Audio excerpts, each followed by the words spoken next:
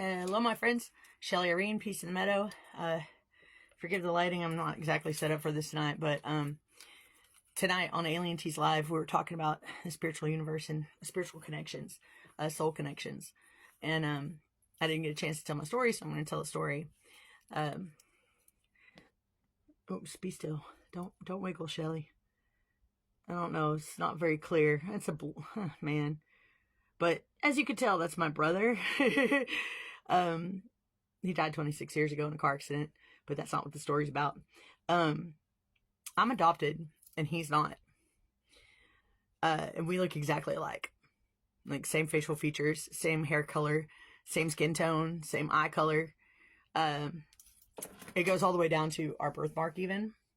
Mine is small, dark, raised, and on the top of my right arm, and I'm right-handed.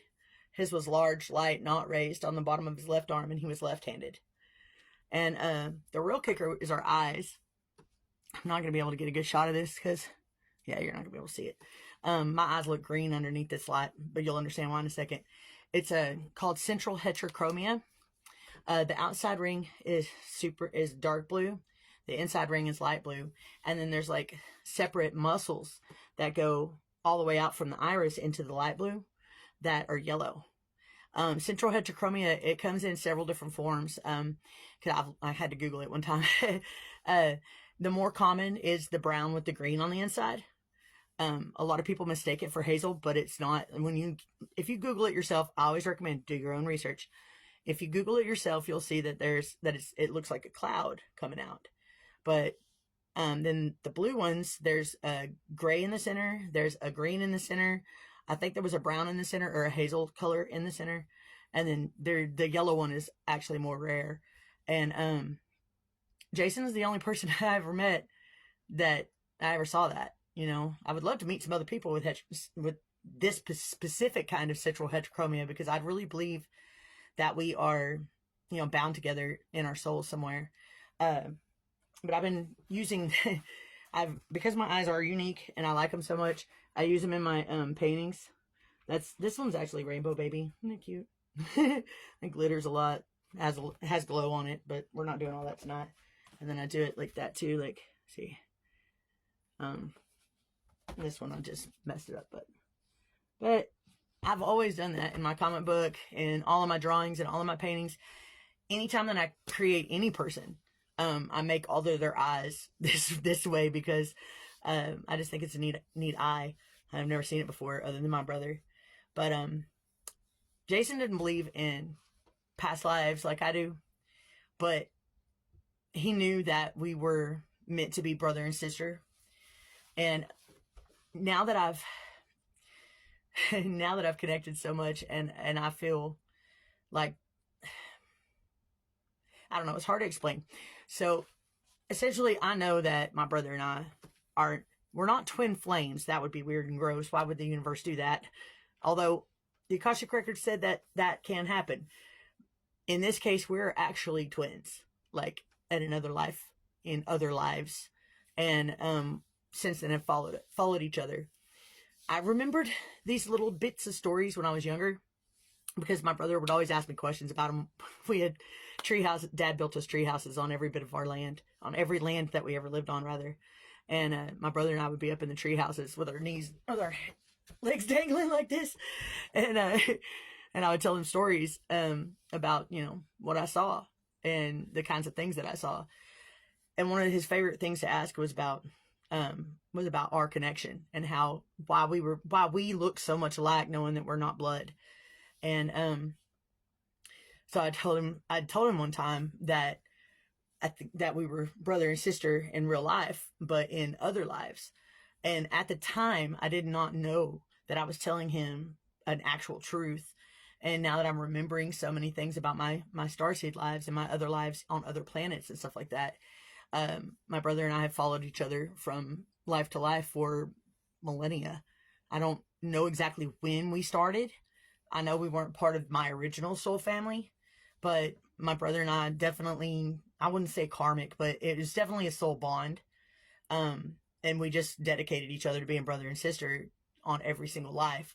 And something tells me that our eyes were like this, in the first Yeah. Here goes that claircognizance. The universe does that all the time. And every time I'm around anybody else or even just conversating with other people that are like me, that's when the universe just starts pounding me with downloads. And it's like, it's really insane actually. Cause everybody else has to meditate for this, or not everybody, but some people have to meditate for this. And I don't even like meditating. I'm like the weirdest spiritualist because I don't meditate. I don't do none of that stuff. I don't need to. I don't want to. I don't have to. And it just doesn't stop. I'm constantly getting downloads, but I seem to get exponentially more whenever I'm talking to anybody that I have a soul bond with, and any of the people that are like part of this family. This family's a lot bigger than I think even I know. And I'm starting to, every day, I'm feeling that it's bigger and bigger and bigger. And I think there's a lot more of us here that are related in a soul way. Not everything is karmic. Not everything has to be bad. Some things are some things are here to teach you to love, or to remind you that love exists. Especially if you're, most of us Gen Xers have the same story of pretty much abuse and and stuff. So a lot of us didn't come from loving homes. And who else is going to teach you to love other than your sibling? I miss him every day.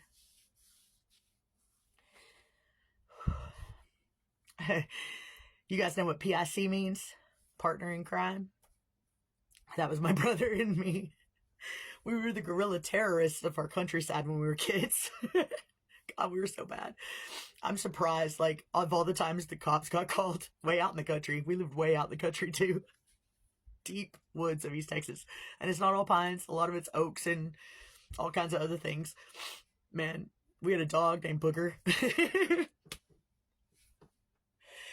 Yeah, Booger. Booger was the best kid dog ever, though. Let me tell you what.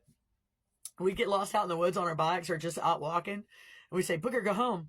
Or he'd start barking whenever the sun would start coming down. It's time to go. And like he would lead us all the way back to the house or all the way back to the house no matter how lost we got in that woods. And it was, the woods were my home. I miss it. I loved it. And it would be nice to be in the woods again very soon, I think. And I think that's what's going to be happening for all of us very soon, because I'm going to build us a home. How is a homeless person going to build us a home? I don't know. I don't have the slightest clue. I know that the universe will tell me, and will put the right people in my path. And I know the universe wants this. Those downloads have been coming to me for a long time. And since the eclipse is so much faster, I am going to do it, y'all. I'm going to make us a home, so that all of us that have ever been lost will have a home and have a family. And we're all going to take care of each other. And we're all going to learn from each other. And we're all going to teach each other. And it's going to be beautiful. And it's going to be the best thing ever. It's going to be the thing that my little Lyran soul has been missing for a long time. Why do I always cry on TikToks? All right, guys. I love you. Have a good one.